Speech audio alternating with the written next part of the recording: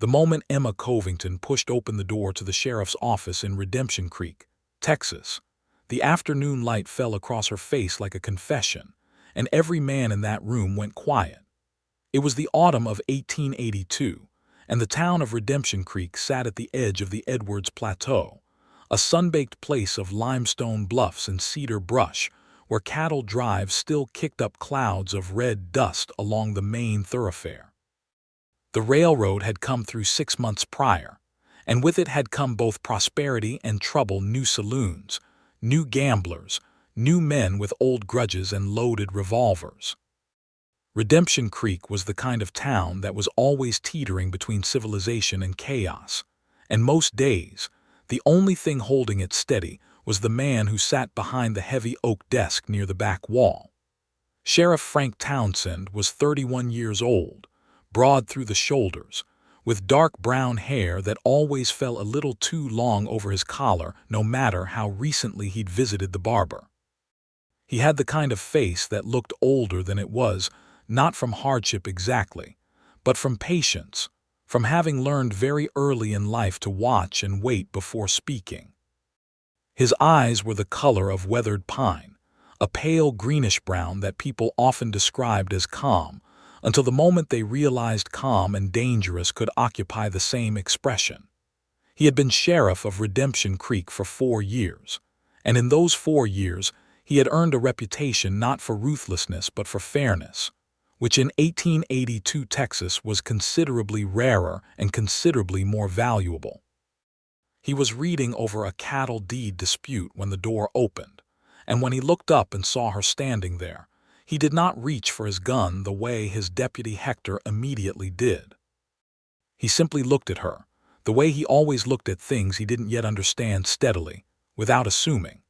Emma Covington was 26 years old, and she was the most deliberately composed woman Frank had ever seen walk through that door, which made the faint trembling in her hands all the more striking. She was dressed plainly but not poorly, a dark green wool skirt and a cream-colored blouse with the top button done up tight, as though the formality of it might protect her. Her dark auburn hair was pinned back at the nape of her neck, in a way that suggested she had taken care with it that morning, which told Frank something. People who expected to be arrested usually stopped caring about their hair. Her eyes were dark brown, almost black in the filtered afternoon light, and they swept the room quickly, cataloging every face before settling on his. "I'm looking for Sheriff Townsend," she said. Her voice was steady. Frank noted that with respect. "You found him," he said, and he set the cattle deed aside. She walked to his desk without being invited, which he also noted. She reached into the small leather satchel she carried over her shoulder, produced an envelope and set it on the desk in front of him. He didn't touch it. "My name is Emma Covington," she said. "I believe there's a warrant out for my arrest issued out of Haskell County. I've come to turn myself in." Hector made a noise from across the room, something between surprise and readiness, and Frank held up one hand without taking his eyes off the woman. "Sit down, Miss Covington," he said. "I'd rather stand." "I'd rather you sat," he said, and there was no hardness in it, just quiet certainty. "It's going to be a long conversation." She sat. She did it the way she did everything, it seemed, with a deliberateness that suggested she had thought about it first, that every action she took was considered. She folded her hands in her lap and looked at him, and he picked up the envelope and opened it. The warrant was from Haskell County, all right, issued 6 weeks prior. The name on it was Emma Covington, and the charge listed was theft of property, specifically $140 in cash and a matched pair of horses from the estate of one Gerald Covington, deceased. Frank read it twice. He set it down on his desk and looked at her. "Gerald Covington," he said. "Relation." "My husband," she said, and the word came out the way people said words that had once meant something entirely different than they meant now. "My late husband. And the money and horses." She met his gaze without flinching. "Mine," she said. "They were always mine. The money was from the sale of property I brought into the marriage, my father's land in Hill County. The horses were a gift from my brother 2 years before Gerald died, but Gerald's brother Clarence has filed the complaint, and Clarence Covington has a judge in Haskell County in his pocket, and I knew the moment I heard he'd filed it that I would not receive a fair hearing there." Frank leaned back in his chair. The afternoon light was shifting, going amber and long through the office windows, and he watched the dust motes drifting in the air between them. "So you left Haskell County," he said. "I did. And came here. Redemption Creek is 60 miles from Haskell. I have a cousin here, Miriam Aldridge. She told me that you were an honest man." She paused. "I decided to find that out for myself rather than wait for Clarence Covington to send men to drag me back." Frank looked at her for a long moment. Then he looked at Hector, who was hovering near the far wall like a hound who'd smelled something interesting and hadn't yet been given permission to investigate. "Hector," Frank said, "go check on the Delacroix situation." Hector looked like he wanted to argue. He didn't. He grabbed his hat from the hook by the door and went out, pulling it shut behind him. The office was quiet now, just the tick of the clock on the wall and the distant sound of horses on the main street and the low, constant wind that never really stopped blowing in Redemption Creek. "Tell me everything," Frank said. Emma Covington looked at him with those dark, careful eyes, and for the first time since she had walked through the door, something in her posture shifted, not much, just a fraction, as though she had been waiting to see whether that sentence was genuine or procedural, and had decided it was the former. She told him everything. Gerald Covington had been 53 years old when Emma had married him 7 years ago at the age of 19. She said this without apology but also without glossing over what it implied, that it had not been a love match, that her father had been a man of debts and Gerald had been a man of land, and that the arrangement had seemed practical to everyone involved except, eventually, to Emma herself. Gerald had not been a cruel man, she said carefully, but he had been a difficult one, proud and rigid and possessed of the absolute certainty that what was his, which extended, in his understanding, to his wife. She had learned to be quiet. She had learned to be careful. She had learned to keep her own small ledger of what was hers and what was his, and never to confuse the two out loud, even when Gerald had no such scruples about the distinction. When Gerald had died of a fever 18 months ago, Emma had thought herself free. She had thought the property her father had sold, 30 acres of good Hill County farmland, and the $300 it had fetched would revert to her in full, since Gerald had never touched the principal. She had thought the horses her brother Daniel had brought her from a breeder in Oklahoma would stand as clearly hers. She had packed what was hers and made arrangements to travel to Abilene, where Daniel now lived. Clarence Covington had different ideas.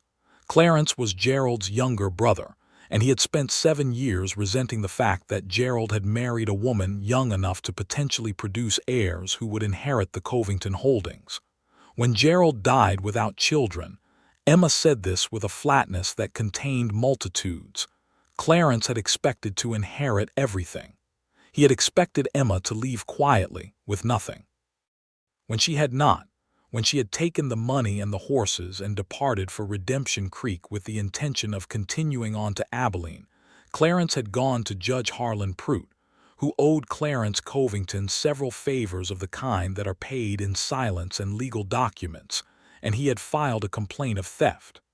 Frank listened to all of this without interrupting. He was good at listening.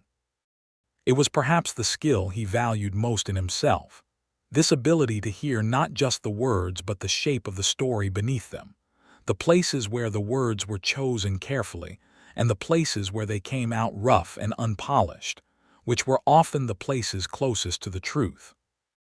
When she finished, the light in the office had gone from amber to copper, and the clock on the wall said it was nearly 5 in the evening. Frank picked up the warrant. He read it again. He turned it over in his hands. "The property your father sold," he said. "Do you have any documentation, a deed, a letter, anything in writing that establishes it as yours prior to the marriage?" Emma reached into her satchel again and produced a folded paper. She set it on his desk. He unfolded it and read it, a deed of sale from Hill County, dated 5 years before her marriage to Gerald Covington, with her father's name as seller and her name, Emma Louise Hartwell, as the party receiving the proceeds in trust. He looked at the second paper she produced, a letter from her father written in a trembling old man's hand, acknowledging that the money from the sale had been given to Emma and not to Gerald. "Hartwell," Frank said. "That was your name before." "My father was Robert Hartwell. He died 3 years ago." Frank set the papers down carefully. He looked at the warrant again. He thought about Judge Harlan Pruitt of Haskell County, whose name he knew by reputation, a man who had twice been reported to the state for irregularities, and who had twice been quietly cleared by associates with political connections. He thought about Clarence Covington, whom he did not know personally but whose type he knew very well, men who used the machinery of law as a weapon because they could afford to, and because no one had yet held them accountable.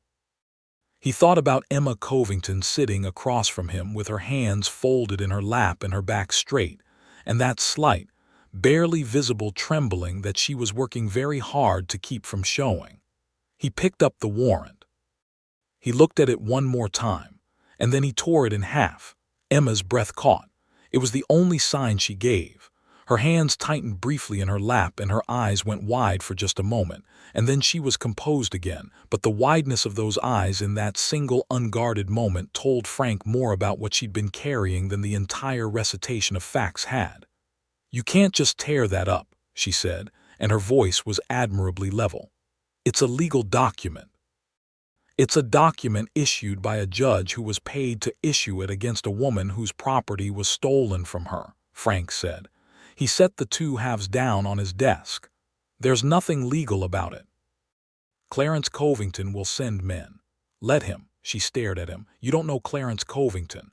"No," Frank said, "but he doesn't know me either." He stood up from behind the desk and she stood too, reflexively, and they were suddenly closer than they'd been, close enough that he could see that the trembling in her hands had stopped.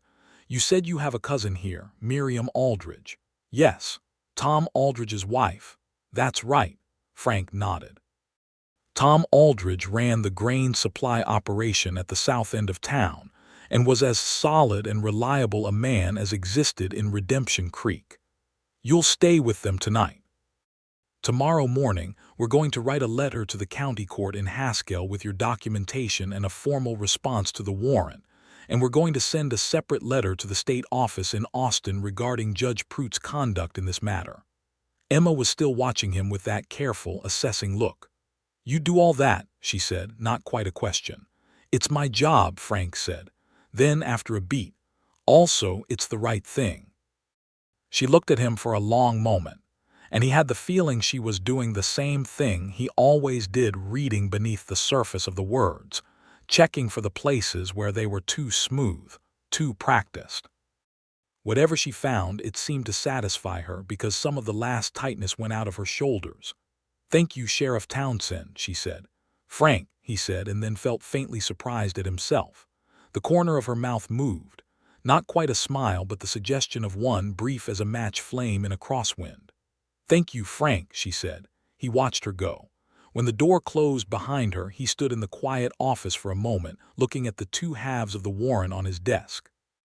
Then he picked them up, carried them to the small iron stove in the corner, opened the grate and put them in. He watched them catch and burn. The next morning broke clear and cold the way October mornings did in that part of Texas, with a sky the color of blue glass and a wind that smelled of cedar and coming winter. Frank was at his desk by 7, which was not unusual for him, with coffee from the small pot he kept on the stove and a fresh sheet of paper and his best pen. He was composing the letter to the Haskell County Court in his head when he heard footsteps on the boardwalk outside, and then a knock at the door. "Come in," he said. Emma Covington came in carrying a cloth-wrapped bundle, and the smell that accompanied her was warm bread and something spiced, and Frank, who had not yet eaten, felt his stomach make an opinion known. "Miriam sent breakfast," Emma said, setting the bundle on the corner of his desk. "Corn bread and apple butter." She hesitated, then added, "I helped with the bread." "Sit down," he said. "I'm going to need you to go over the details again while I write this." She sat. She unwrapped the corn bread, cut a piece, handed it to him without ceremony, and he accepted it the same way. They worked for the better part of 2 hours, Frank writing and Emma providing dates and names and amounts with a precision that told him she had been rehearsing this accounting for a long time, probably since the moment she'd realized Clarence was going to come after her. She knew every figure, every document, every detail of her father's land sale and her brother's gift. She had the clarity of someone who had known they would eventually have to prove themselves and had prepared accordingly. Frank found himself admiring that. He also found himself noticing other things. The way she tilted her head slightly to the left when she was thinking, the way she tapped one finger against her knee when she was checking her memory for a date, the way her voice changed slightly when she mentioned her father, going a fraction softer, as though even the act of remembering required some protection. He kept his attention on the letter. He was professional, and he was disciplined, and he had learned from considerable experience that the fastest way to complicate a situation was to let your own feelings run ahead of your better judgment. But she was remarkable. He couldn't help noticing that. When the letters were done, the formal legal response to Haskell County, the complaint to Austin regarding Judge Prout, and a third letter to Emma's brother Daniel in Abilene informing him of the situation, Frank sealed them and addressed them and set them aside to go out with the afternoon post. "What happens now?" Emma asked. "We wait," Frank said. "The county court in Haskell will receive our response. With the documentation you have, they'll have a hard time proceeding. Austin is slower, but the complaint against Prout will at least put him on notice that someone's watching." He paused. "How long can you stay with the Aldridges?" Emma folded her hands on the desk. "Miriam has been generous, but I don't want to impose indefinitely. I was on my way to Abilene to my brother Daniel. I'd planned to make a fresh start there." Frank nodded. "The next stage to Abilene runs in 10 days. If we haven't heard back from Haskell by then, I'll send a telegram." "You've done more for me in one morning than I dared hope for when I walked in yesterday," she said, and there was something in her voice that was more than polite gratitude, something quieter and more genuine, the kind of thanks that people give when they've been unaccustomed to receiving it. Frank looked at her. The morning light was coming through the window behind her, making the red in her dark hair catch and glow, and he looked away quickly at his coffee cup. "It's the right thing," he said again, which was becoming something of a refrain between them, he noticed. She smiled then, a real one this time, not the suggestion of one but the full expression, and it transformed her face entirely. He had thought her striking in a composed sort of way, but when she smiled she was luminous, and that was the only word for it. He was in trouble and he knew it, and he told himself very firmly that she was a woman in a difficult situation who had come to him for professional assistance, and that reading anything further into a smile was the kind of error that a man of his experience should be well past making. He was almost convincing. The 10 days that followed were the most unexpectedly pleasant 10 days Frank Townsend had experienced in a long time, and that fact alone was enough to make him suspicious of his own peace of mind. Emma Covington, it turned out, did not sit still well. She was not a woman who was comfortable waiting, and Miriam Aldridge, who was a fond and capable hostess, but who also had 3 children under the age of 8 and a household to run, did not have the capacity to keep her cousin endlessly occupied. Within 2 days of her arrival, Emma had found her way to the schoolhouse on the edge of town, where the teacher, a young man named Theodore Baines who was overwhelmed and chronically underpaid, gratefully accepted her offer to assist with the younger children in the mornings. Within 3 days, she had introduced herself to Agnes Porter, who ran the dry goods store and was the unofficial social hub of Redemption Creek, and had thereby become acquainted with most of the town's female population by the following Sunday.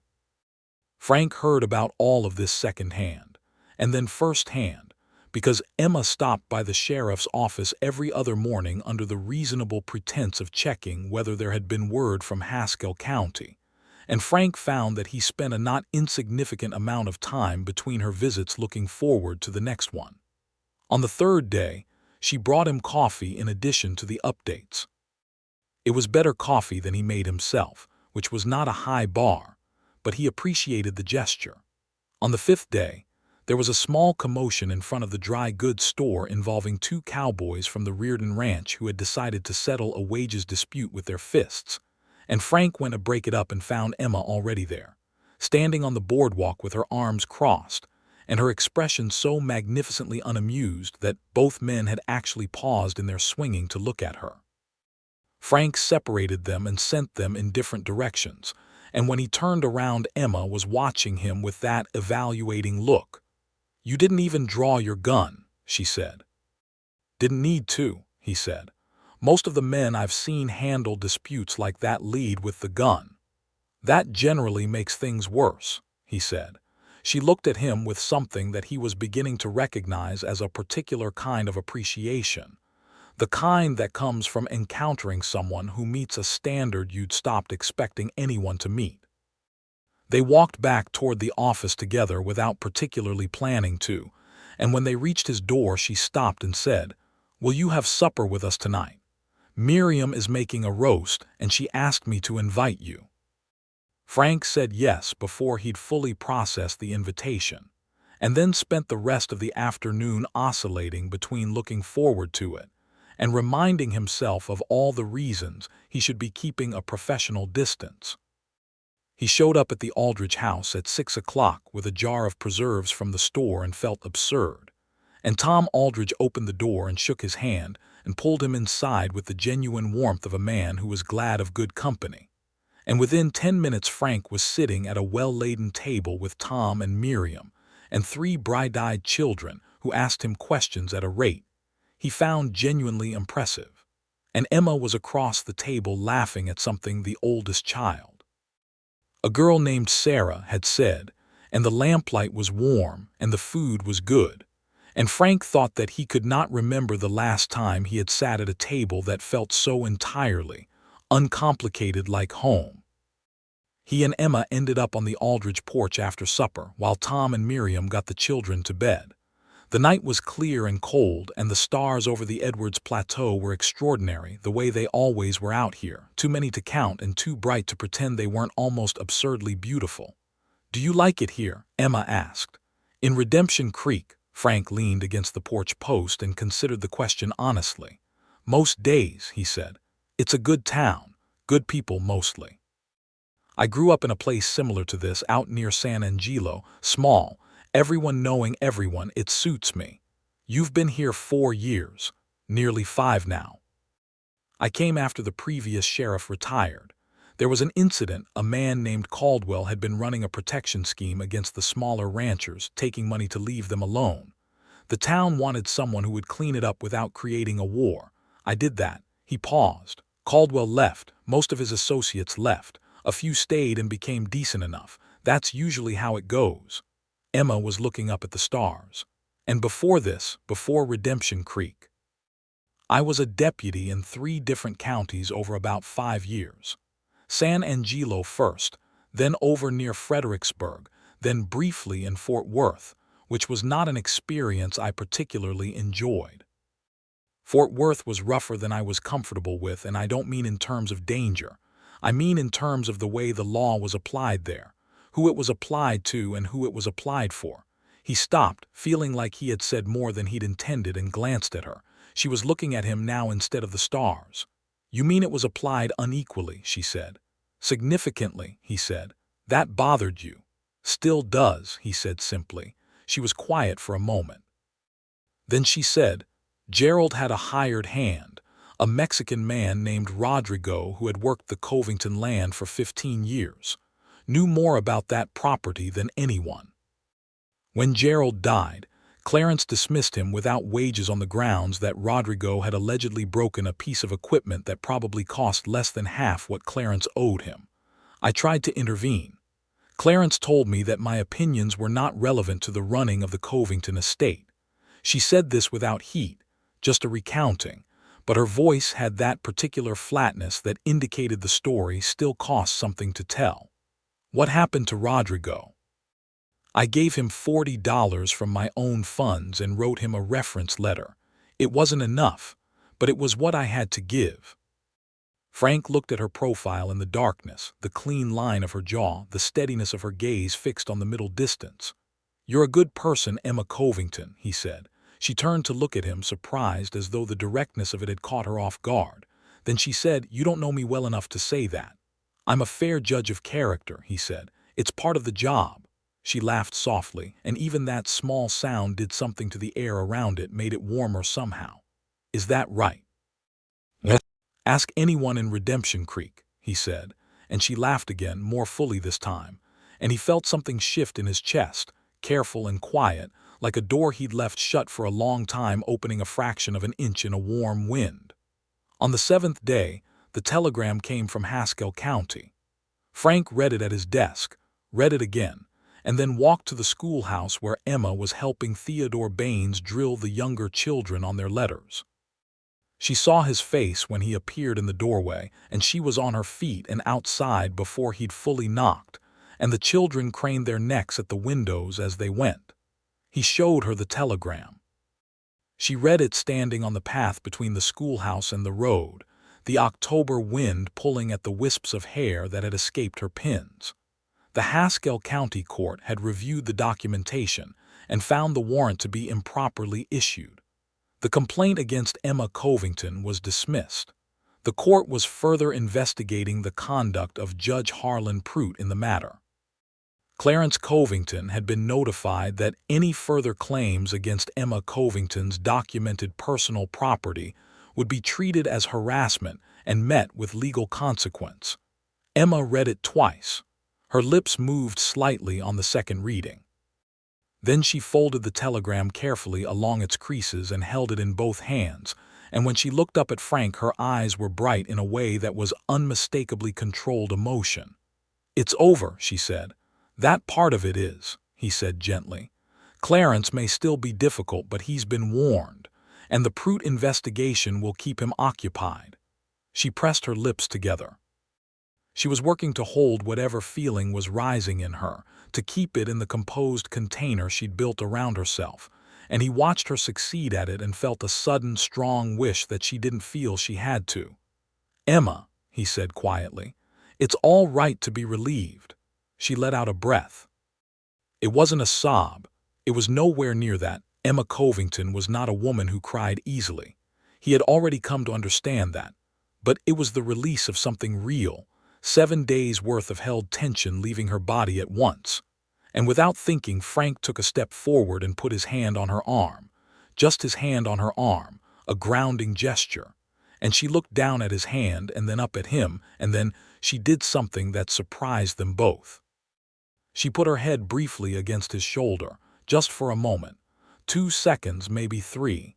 Then she straightened and stepped back, and her composure was back in place, though her cheeks were pink. "I beg your pardon," she said. "Don't," he said, and his voice had come out lower than he'd intended, quieter. He took his hand off her arm. He should say something professional now, he knew that. "Thank you," she said. "Frank, truly. I don't know how to express what you don't need to," he said. She looked at him with those dark, careful eyes, and he looked back at her, and the wind moved between them and the October light fell gold across the limestone path. And this was the moment Frank Townsend acknowledged, quietly and without drama, that he was already well and truly in love with this woman. He didn't say it. He wasn't ready to say it, and more importantly, she wasn't in a position to hear it. She had just emerged from a legal crisis. She was on her way to Abilene. She had a life waiting for her there. He had no right to complicate things. He took a step back and put his hands in his pockets and said, "The stage to Abilene still runs in 3 days. Your path's clear now." Something moved across her face that he couldn't quite read. "Yes," she said, "it is." The next 3 days had a particular quality to them that Frank could not quite name. A heightened quality, the awareness of a clock running. He kept busy, or tried to. There was always work in a sheriff's office in a town the size of Redemption Creek. A report of cattle being moved across property lines. A dispute between 2 neighbors about water rights. the ordinary maintenance of a community that was always generating the small conflicts and irritants of human proximity. He did his job. He was good at his job.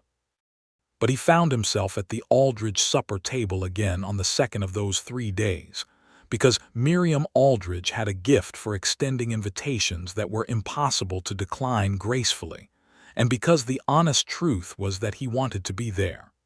He wanted to be where Emma was, at least for a little while longer. After supper, Tom took the children to bed early.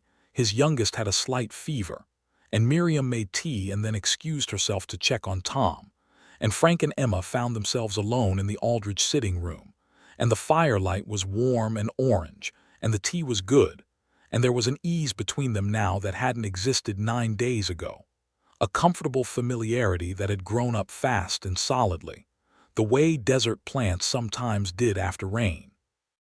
Emma had been reading to the children earlier, and she still held a book in her lap, her thumb marking her place. She was telling him about the school, about a little boy named Henry who had been struggling with his numbers and who had apparently had a breakthrough that morning, working out a sum for the first time on his own, and then looking up with an expression of such pure surprise and pride that Emma said she'd had to look away to keep from making too much of it and embarrassing him. "You're good with them," Frank said. "The children." "I like them," she said simply, and then, after a pause that carried more weight than she perhaps intended, "I always hoped I'd have children of my own. Gerald and I—" She stopped. She looked at the fire. It wasn't to be. "I told myself it was God's mercy, given the circumstances." She said the last bit lightly, but he heard what was underneath it. "You'll have time yet," he said. "You're 26.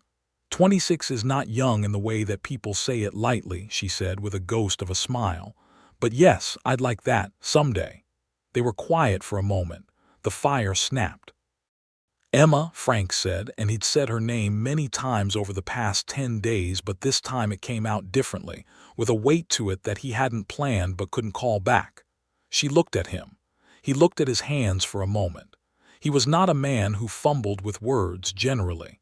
He was deliberate, measured, careful.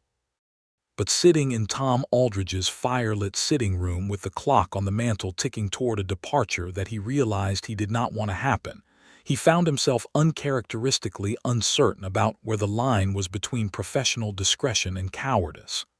"The stage leaves the day after tomorrow," he said. "And I know Abilene is where you've been planning to go, and your brother is there, and you have reasons to go. I understand that." He looked up at her. "But I'd like to know if there's any chance you'd consider staying, or at least coming back." She held his gaze. The firelight moved on her face. "Are you giving me a professional reason to stay?" she asked carefully. "Oh," he said. She was quiet for a moment that lasted long enough for him to feel it in his spine. "Frank," she said softly. "I know," he said. "I know the timing is what it is. You've just gotten free of something that cost you a great deal. You don't know me well, I know you," she said, and the certainty in her voice stopped him. "I have been paying very close attention to you for 10 days, and I know you considerably better than most people I've known for years. I know you lead with patience instead of a gun. I know you burned that warrant without hesitation and wrote letters on my behalf before you'd finished your first cup of coffee. I know you're honest in the kind of bone-deep way that either comes naturally or not at all. I know you listen." She paused, and the color in her cheeks was high. "I know I've been looking forward to seeing you every morning in a way that had nothing to do with waiting for news from Haskell County." The fire popped. The clock ticked. "Then don't go," Frank said. "Or go to Abilene and see your brother and come back. But don't leave in a way that leaves things unfinished." Emma looked at him for a long moment. Then she said, "I've been alone for a long time, Frank. Even when I was married, I was alone. I'm careful about this. About letting things mean something, because things that mean something can be taken away." She said this not as a rebuke but as an honest laying out of the ground, a map of her own interior, and he understood it for exactly what it was. "I know," he said, and he did know because he'd been alone in his own way too, and the same cautiousness lived in him, just more quietly. "I'm not asking you to decide anything tonight. I'm just asking you not to close the door." She looked at the fire. She looked at him. And then she said, "Go to Abilene with me." He stared at her. "I want you to meet Daniel," she said. He's important to me. He's the person who knows me best. And if you're asking me not to close a door, then she stopped, gathered herself. "I want him to know who you are before I make any decisions." It was simultaneously one of the most unexpected and most completely sensible things anyone had ever said to him. He thought about his caseload. He thought about Hector, who was reliable and capable and had been itching for more responsibility for 2 years. He thought about the stage leaving in 2 days. "All right," he said. Her expression shifted, something opening in it, some relief he hadn't known she was holding. "All right," she said. "All right," he confirmed. "I'll talk to Hector in the morning." She looked at him with something that was almost wonder, as though she'd half expected him to find a reason not to, and the fact that she'd half expected that made his chest ache a little. "You're a surprising man, Frank Townsend," she said. "I've been told," he said, and she laughed, and the sound of it filled the room, and Frank thought that he would go to considerable lengths to keep hearing that sound. The stage to Abilene departed Redemption Creek at 8 in the morning 2 days later, and it carried 4 passengers.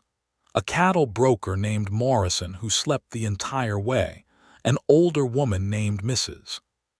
Calhoun, who was visiting her daughter, Emma Covington, and Sheriff Frank Townsend, who had deputized Hector Reyes as acting sheriff with strict instructions and a list of everything that needed watching, and who had packed a bag with the efficiency of a man accustomed to moving fast and traveling light.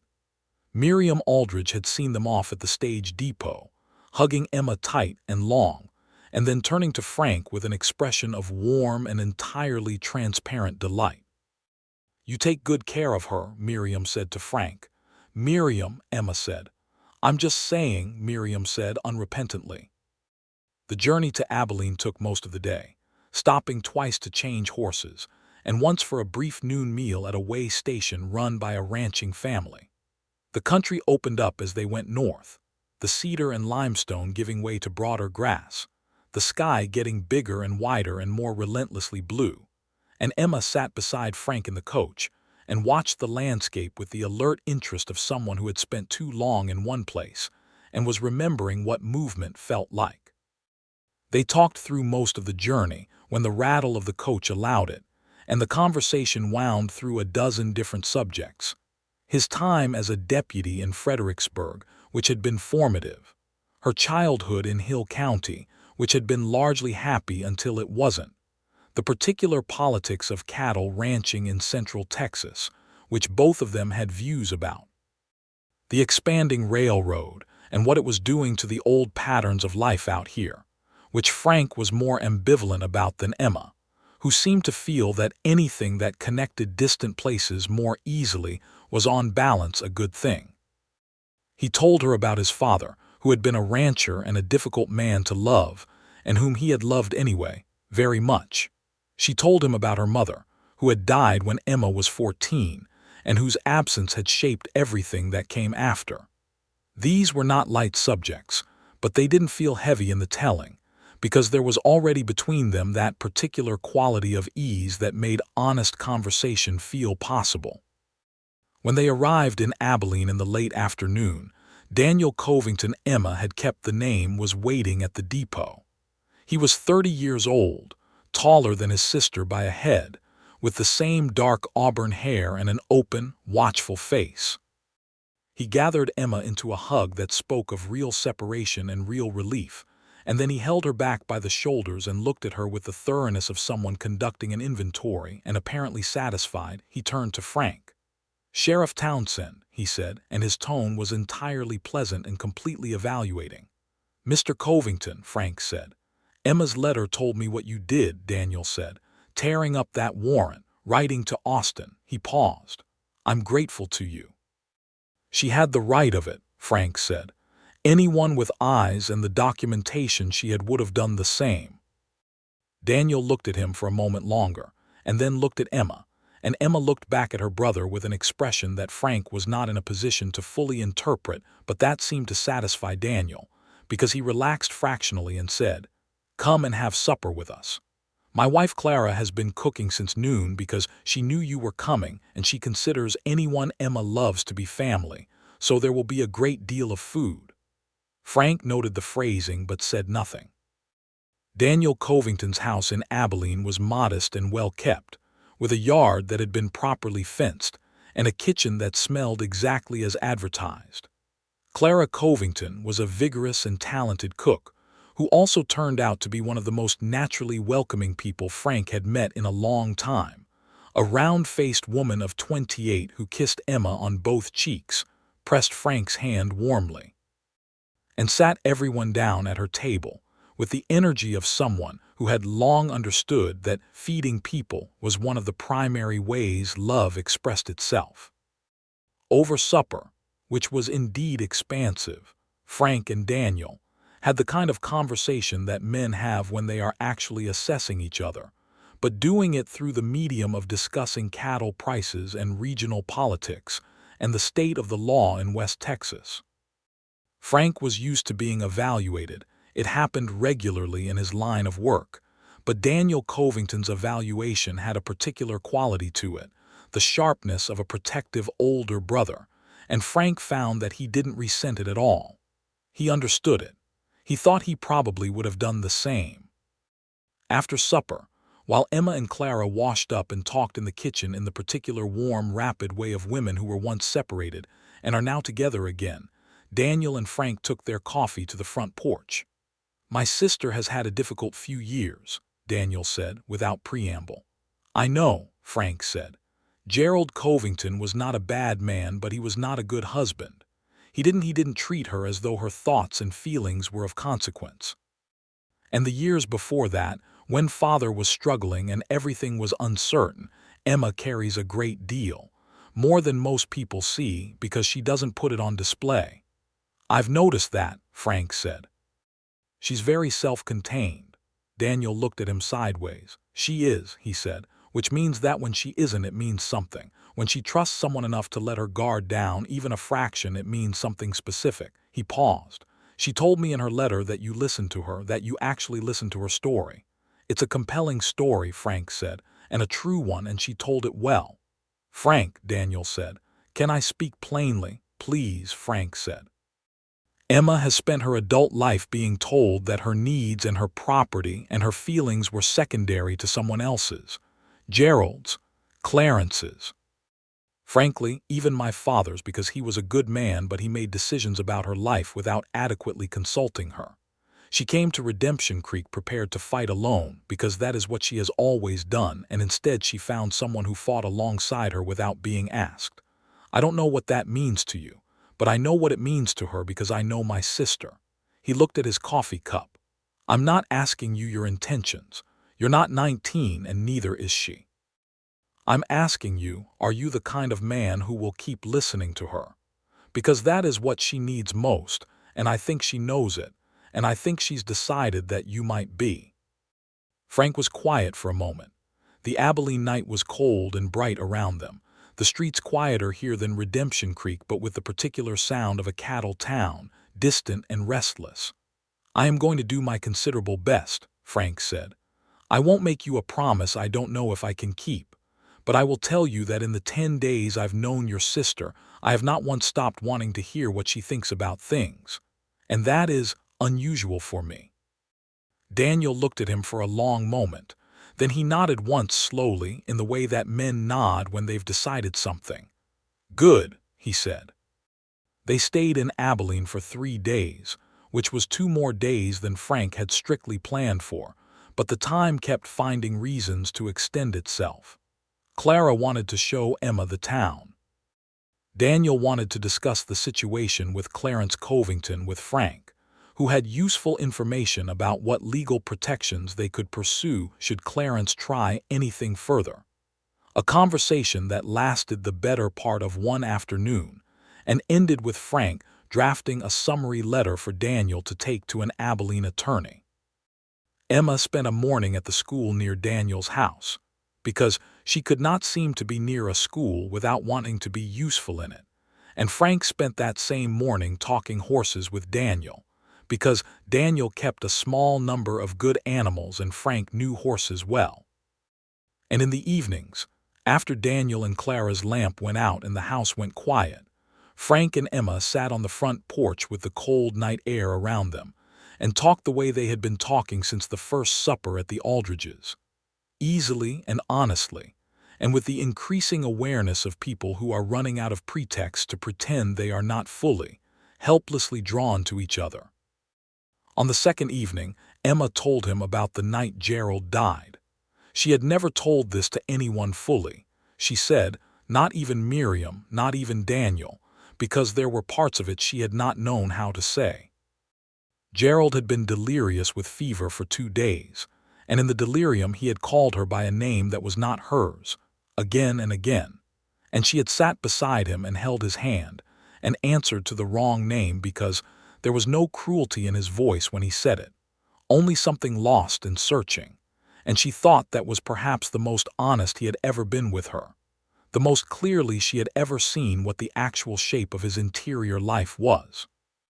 He had died just before dawn and she had been the only one in the room, and she had sat with him until the light came up, not because she was grieving the marriage but because he was a person, and he had been in her life for 7 years, and she had never been the kind of woman who could simply walk away from a person's last hours regardless of the circumstances. Frank listened to all of this without moving, and when she finished he said, "You are a remarkably kind person. In circumstances where no one would have faulted you for being otherwise." She looked at him. The night was very quiet around them and the stars were out, and she was close enough that he could hear her breathing. "Frank," she said very quietly, "are you going to kiss me or not?" He looked at her. The directness of it startled a short, genuine laugh out of him, and then he reached up and cupped her face in one hand carefully, and she turned toward him, and he kissed her. It was not a tentative kiss. It was not the sort of careful, preliminary gesture that says I'm testing the ground. It was the kiss of two people who had been moving toward each other for 10 days through the medium of corn bread and coffee and letters to county courts and suppers in fire-lit rooms, and it contained all of that, every one of those quiet accumulating moments, and Emma's hand came up and gripped the front of his shirt, and neither of them moved for a long, still, entirely complete moment. When they separated, the night air felt colder, or perhaps they had simply warmed it around them. "About time," Emma said, and her voice was a little unsteady, and Frank laughed again, quietly, his forehead resting briefly against hers. "I was being professional," he said. "You were being stubborn," she said. "Those are not mutually exclusive," he said, and she laughed against his shoulder, and he thought that this was the best thing that had happened to him in a very long time. On the third day, Emma told Daniel and Clara that she would be returning to Redemption Creek. Clara beamed. Daniel hugged his sister with the expression of a man who has gotten the outcome he hoped for and is wise enough not to say "I told you so." "Come back soon," he said to Emma. "Both of you," he added, looking at Frank, and the inclusive of it was warm and deliberate, and Frank received it as it was intended. The stage south left Abilene at 7 in the morning, and the sky was pink and frost-edged, and the horse's breath made small clouds in the cold air. Emma and Frank were the only passengers for the first leg of the journey, and they sat together with her shoulder against his arm and the Texas landscape rolling by outside the window, and Frank thought about what came next. "You'll need a reason to stay in Redemption Creek," he said. "I have reasons," she said. "Beyond me," he said, because he was a practical man and he thought they both deserved a practical conversation. "A livelihood, something to do. Theodore Bain's school has been understaffed since it opened." Emma was quiet for a moment, looking out the window at the flat grass country sliding past. "You think I could teach there?" she said.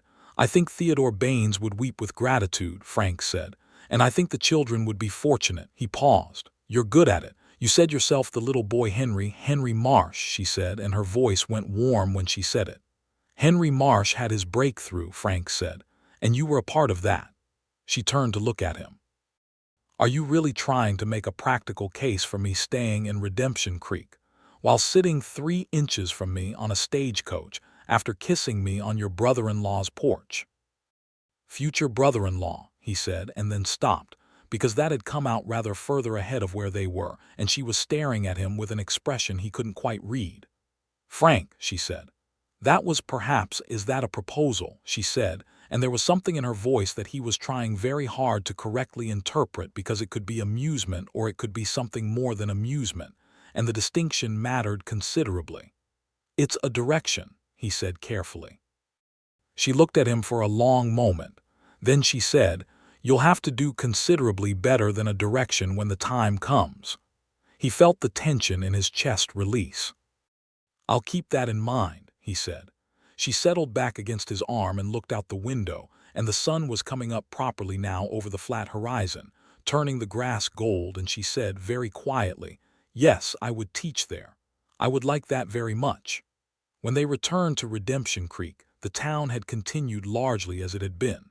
Hector had handled things capably and was insufferably pleased with himself, a state Frank found endearing enough to be indulgent about. The Delacroix cattle dispute had been partially resolved. There had been a small fire at the east end of Main Street, quickly contained. Nothing catastrophic.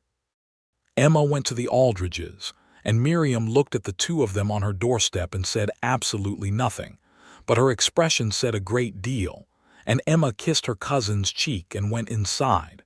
Within the week, Emma had her position at the school confirmed.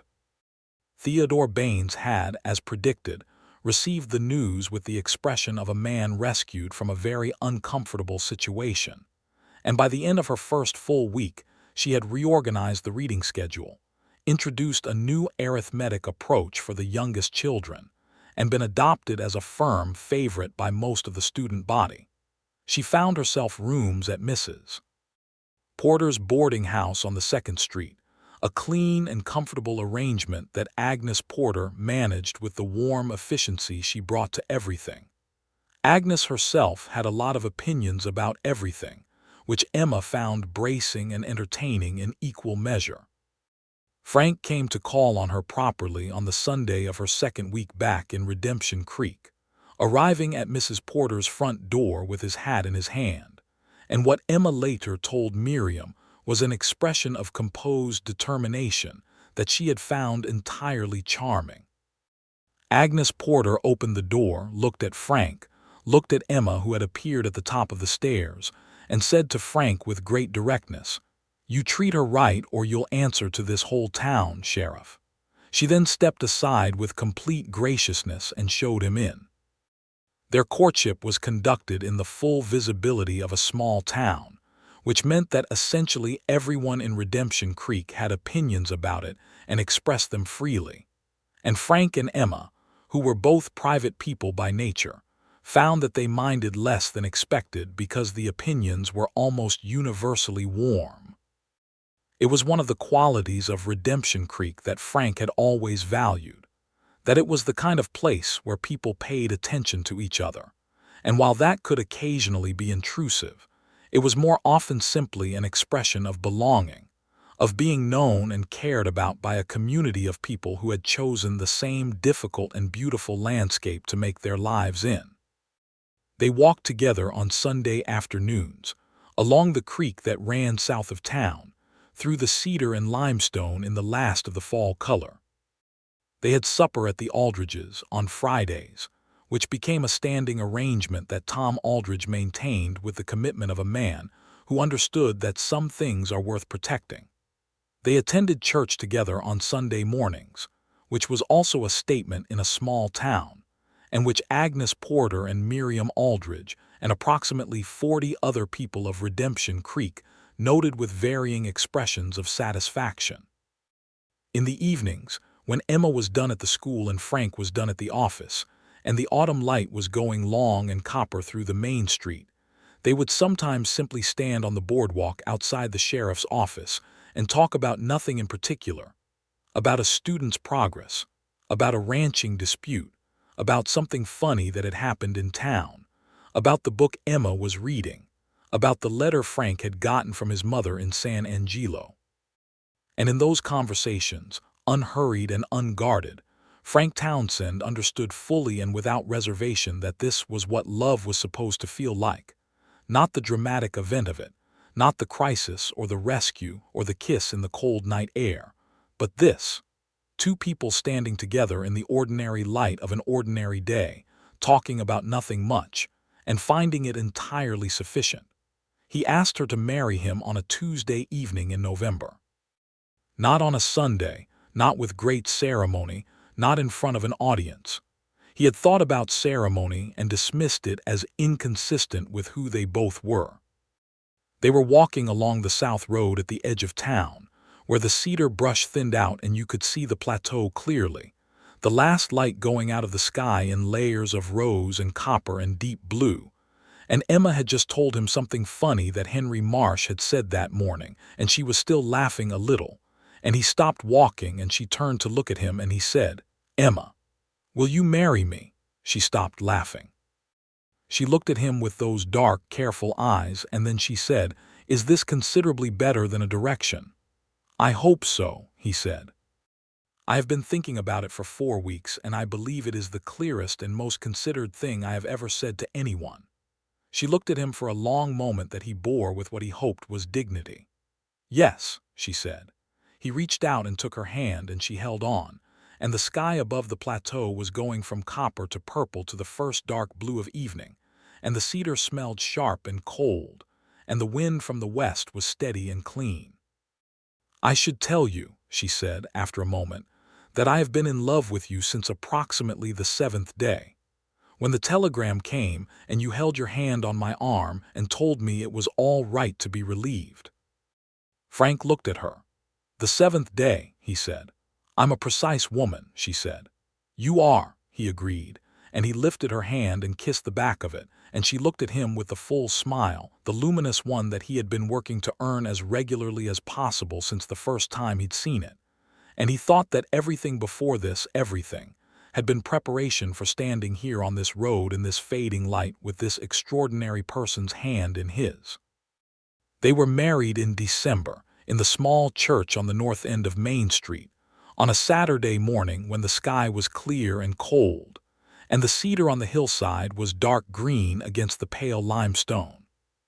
The church was full, because it turned out that in the 2 months since Emma had arrived in Redemption Creek, she had become thoroughly embedded in the fabric of the town, and the people of Redemption Creek turned out for one of their own. Theodore Baines was there, visibly emotional. Agnes Porter wore her good dress and supervised the flowers. Miriam and Tom Aldridge were in the front row, with Sarah and the 2 younger children scrubbed and pressed and fidgety. Hector Reyes wore his good boots and a hat that was only marginally better than his everyday one. Daniel and Clara Covington had come down from Abilene by the early morning stage and were seated beside the Aldridges. And when Emma came down the aisle with her arm through her brother's, Clara was already weeping happily, and Daniel was holding himself together with visible effort. Emma wore a deep blue wool dress she and Miriam had made over the past 3 weeks, simple and well cut, with her hair pinned up, and a small spray of dried winterberries Miriam had found because there were no fresh flowers in December in central Texas. She carried herself the way she always did, upright and deliberate, and she walked the length of that church aisle with the composure that Frank had come to understand was not coldness but armor, the thing that had gotten her through years of difficult circumstances. And then she reached the altar and looked at him, and the composure dropped, just slightly, just enough, and the look in her eyes was entirely, nakedly glad, and Frank felt something in his chest open up so completely that he had to take a breath. The preacher said the words. They said their vows, which were the traditional ones, because neither of them wanted a fuss. But when Frank said them, they were not recitation, they were commitment, each word carrying its specific weight, and he meant every one of them in the exact, precise, literal sense. And he could see that she knew that and that it mattered to her. He put a ring on her finger, a simple gold band he had ordered through Agnes Porter's dry goods connection, and which had been altered 3 times to fit correctly, because he had asked Miriam to find out the right size without Emma knowing, a project that had apparently required considerable finesse. When the preacher said he could kiss his bride, he did, and the assembled congregation of Redemption Creek applauded with the enthusiasm of a community that had been watching this particular development with great interest and was entirely satisfied with the conclusion.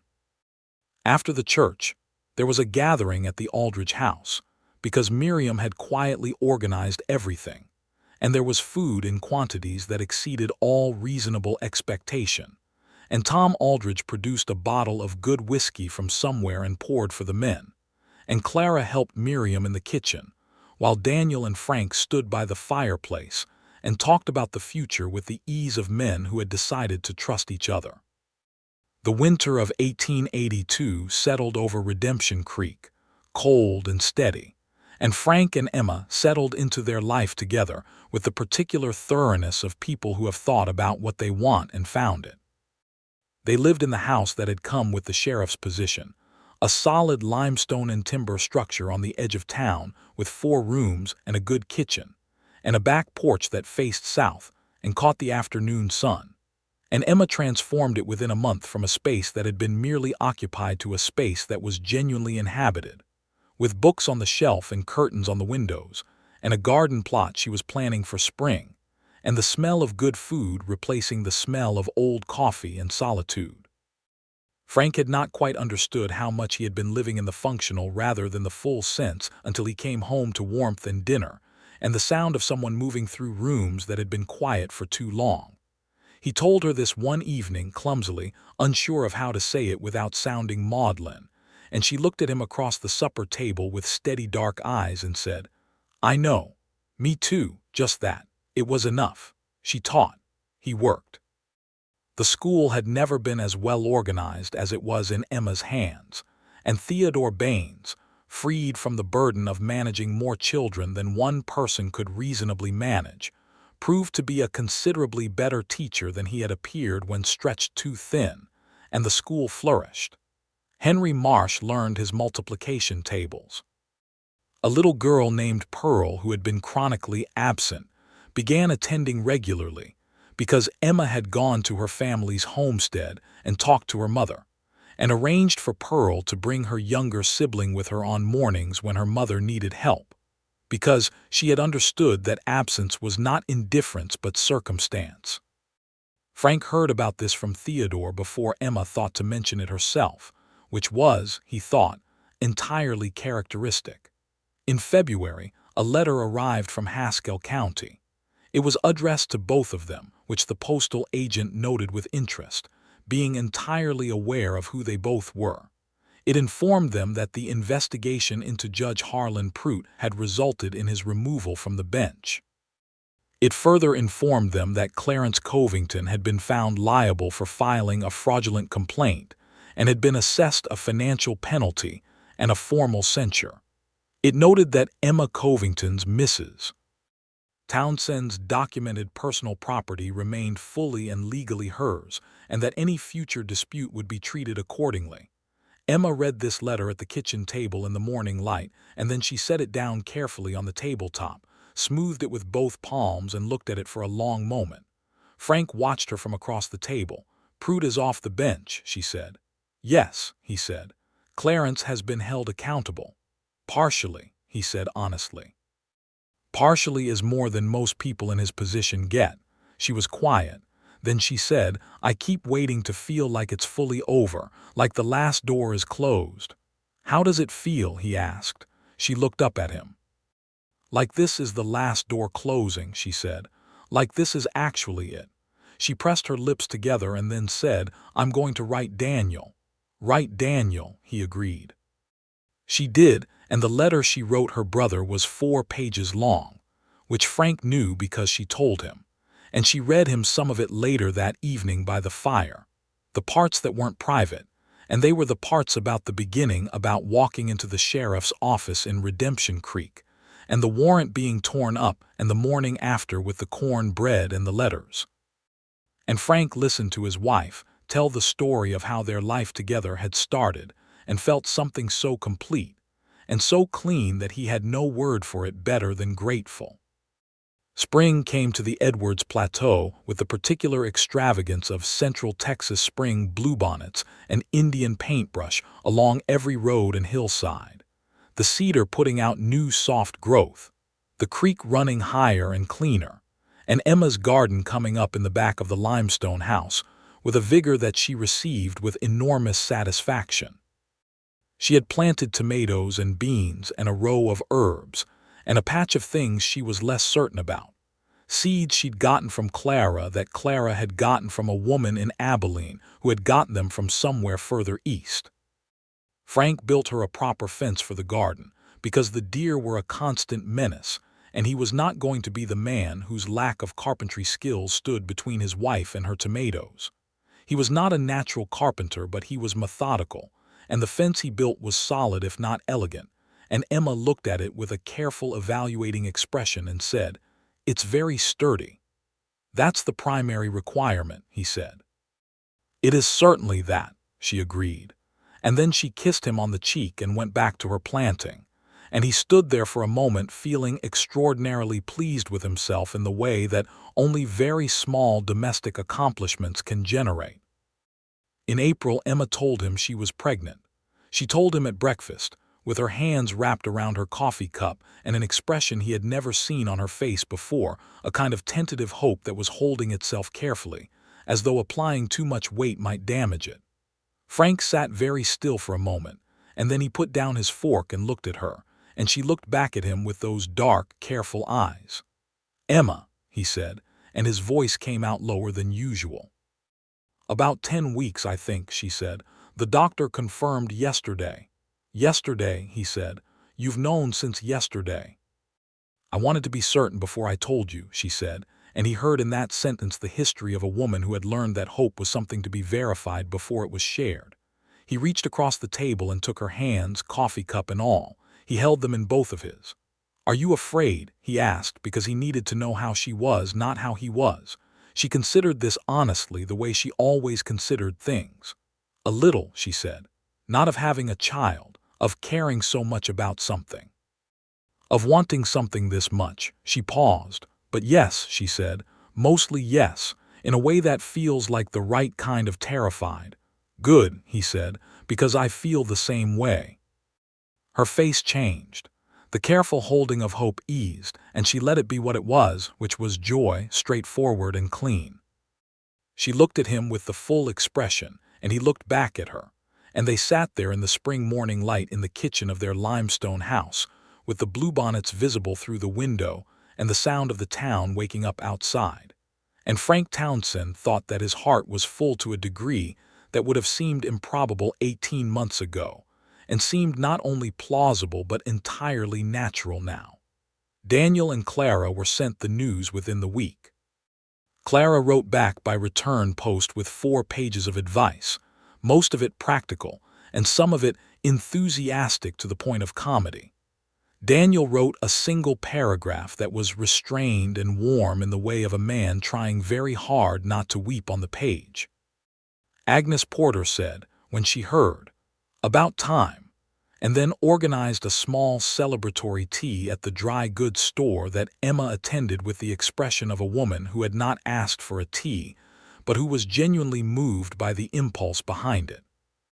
Miriam Aldridge sat with Emma on the Aldridge porch the evening the tea happened and held her cousin's hand, and said nothing at all for a long, comfortable time, because Miriam understood, better than most, what Emma was carrying and how long she had carried it, and what it meant to be setting some of it down.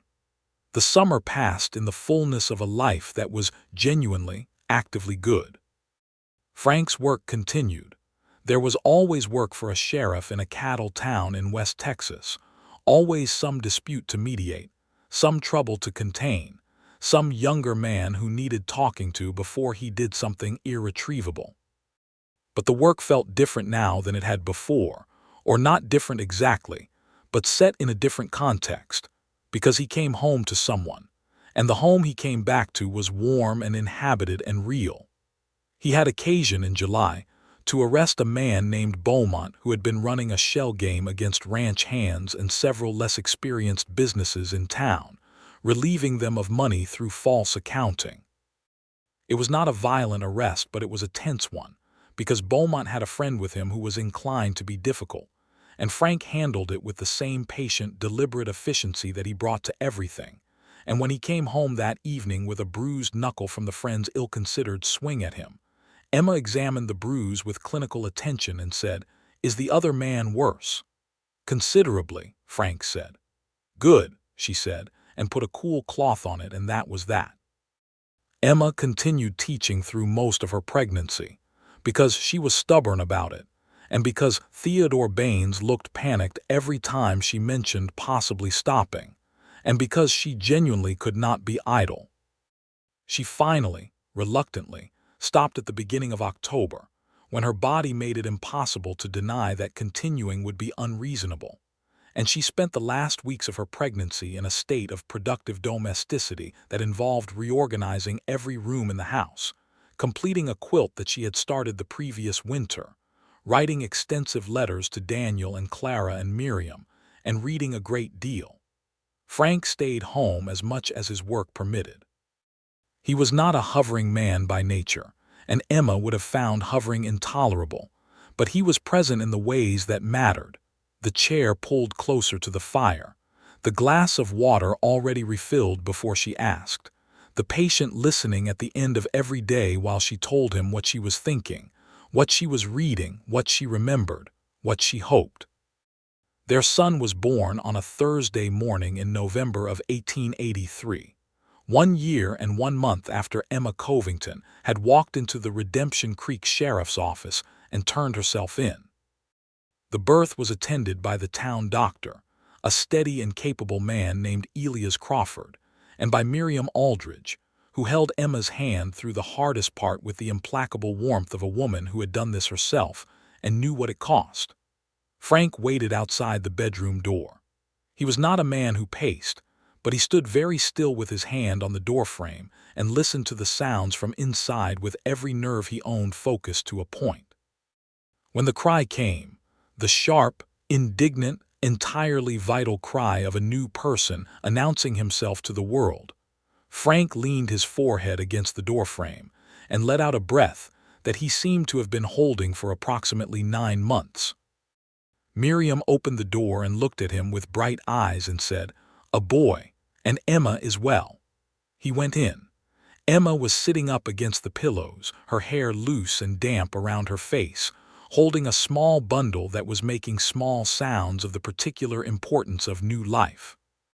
She looked exhausted and radiant in the specific way of women who have just done something extraordinary, and she looked up at Frank as he crossed the room, and her face was entirely open, entirely unguarded, all the armor down.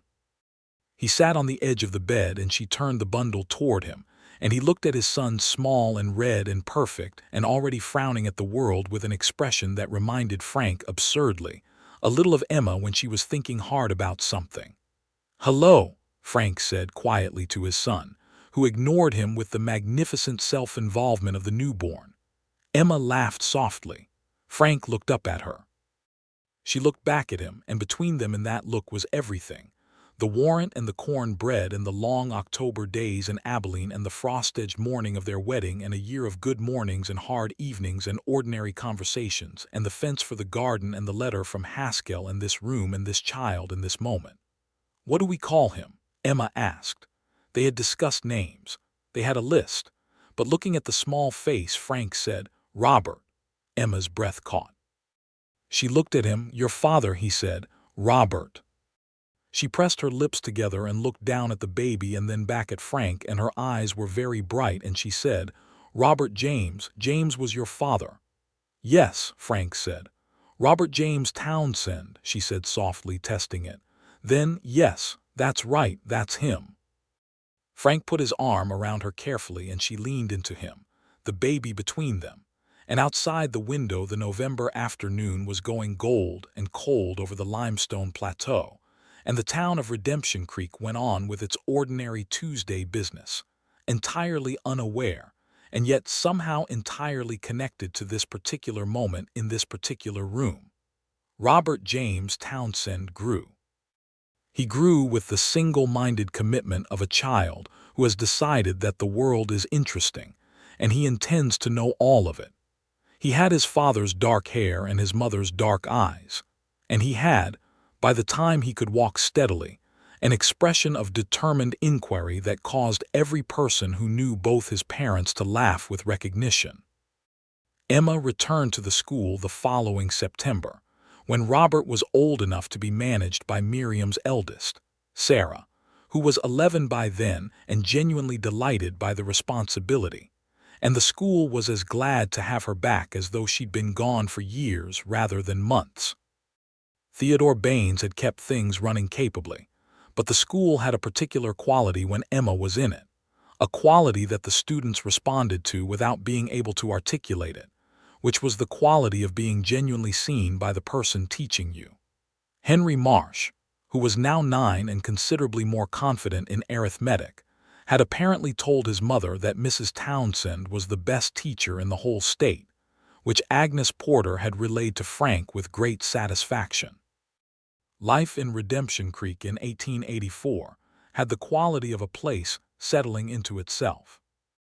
The railroad had brought change, as it always did, but the town had absorbed the change and maintained its character, the particular combination of roughness and community that had always marked the better cattle towns of West Texas, where people worked hard and argued loudly and helped each other and left each other alone in turn, and where the land itself, vast and demanding and beautiful, imposed a certain humility. Frank had been offered the county sheriff position twice, a larger role with more territory and more prestige, and had declined both times. He was content where he was. He had built something in Redemption Creek, not just a career but a life, and the size of his life did not concern him, only the quality of it. Emma had received a letter from a women's educational organization in San Antonio asking about her methods, specifically the approach she used with struggling readers, and she had written back with a detailed explanation that had generated a follow-up letter, and then a correspondence that would eventually, over years, contribute to a small but real change in how certain rural Texas schools approached early reading instruction. She didn't know this yet, in 1884. She just answered the letters carefully and honestly, because those were the terms on which she did everything. One evening in the early summer of 1885, Frank came home to the limestone house to find Emma sitting on the back porch in the long evening light, Robert asleep in her lap, having clearly given up the battle against napping somewhere they hadn't planned for, and she was looking out over the garden, lush and productive now in its 3rd year, the tomatoes coming in heavy, with an expression of such complete, unguarded peace that he stopped in the doorway and just looked at her. She heard him and turned, and the peace didn't go anywhere, just made room for him in it. "Good day," she asked quietly so as not to wake Robert. "Average," he said. "Mr. Delacroix is contesting the water rights again. He always does in summer," she said. "Yes," Frank agreed, coming out to the porch and leaning against the post near her chair. He looked out at the garden, at the flat light going bronze over the limestone, at the cedar on the hillside dark against the enormous sky. "I've been thinking," Emma said. "About what?" he asked. She looked up at him, and there was something in her expression that was careful and bright at once, that particular combination he associated with her holding something she was still checking. "About Robert needing a sibling," she said. Frank looked at her. She looked back at him with those dark eyes and the beginning of the smile, the full one, and the evening light was warm on her face. He came down off the post and crouched in front of her chair so they were level, careful not to disturb the sleeping child, and he took her hand, and she held on, and the garden smelled of warm earth and green things in summer, and somewhere in the cedar brush a bird was making a sound, 3 clear notes repeated, and the whole world was exactly this size, exactly right. "Tell me when you're certain," he said. "I'll tell you this week," she said, still smiling. "I just wanted to tell you I'd been thinking about it." "Emma," he said. "Frank," she said. "I love you," he said. He said it simply and directly, which was how he said everything that mattered. "I know," she said. "I love you." She squeezed his hand. I've loved you since the 7th day. You and your precision," he said. "It served us well," she said, and she was right, as she was usually right about these things, and Robert stirred in her lap and then settled back into sleep. And the evening went on around them, warm and cedar-scented and full. And somewhere in the limestone town of Redemption Creek, a door was closed, and a fire was banked against the night, and two people who had found each other through a torn warrant and a cup of corn bread, and a story told honestly sat together on a porch at the end of a good day. In the particular, unspectacular, magnificent piece of a life well and truly made. The second child came in the spring of 1886, and he was a boy too, which Robert received with the enormous approval of a toddler who had been promised a companion, and they named him Thomas, for Tom Aldridge, who had cried at the news in a way that Miriam described in her letter to Daniel as the most characteristic thing she had ever seen. Daniel and Clara made the journey from Abilene for the christening, Clara now expecting their first child herself, and the gathering at the Townsend house that afternoon was full and warm and loud in the best possible way, and the limestone walls that had been a bachelor's office for too long rang with voices and children, and the particular clatter of a family that is growing into its own shape. Frank stood in the doorway between the kitchen and the main room, and watched it all. Miriam with Thomas on her hip, Tom talking to Daniel by the window, Clara and Emma side by side on the settle talking rapidly with the focus of two women who have a great deal to say and limited time to say it, Robert toddling from person to person with the social confidence of a child who has never in his short life been made to feel unwelcome anywhere. Agnes Porter had come, and Theodore Baines, and Hector Reyes, who had a girl now himself and brought her, a quiet young woman named Lucia who stood beside him with her hand in his, and looked at the room with the considering expression of someone deciding whether to love a place, which Frank recognized from experience as a very specific look. He caught Emma's eye across the room. She was mid-sentence with Clara, but she looked at him, just for a moment, with the full smile and something in her eyes that needed no translation at all. He smiled back. The judge in Haskell County was off the bench and would not return to it. Clarence Covington had been held partially accountable and would be more careful going forward. The warrant was long burned. The stolen property had been legally reestablished as hers and was now theirs in the way that two people who build a life together have everything in common. The past was resolved, settled, closed. What was open was only this: the next day and the one after, and the long good years ahead on the Edwards Plateau, where the cedar smelled sharp in winter and the bluebonnets came up in spring, and the limestone caught the afternoon light in a way that was specific to this place and nowhere else, and where a woman who had walked into a sheriff's office with her hands trembling and her head high had found, against the reasonable expectations of her history, that she was exactly where she was supposed to be. Redemption Creek, it had named itself well.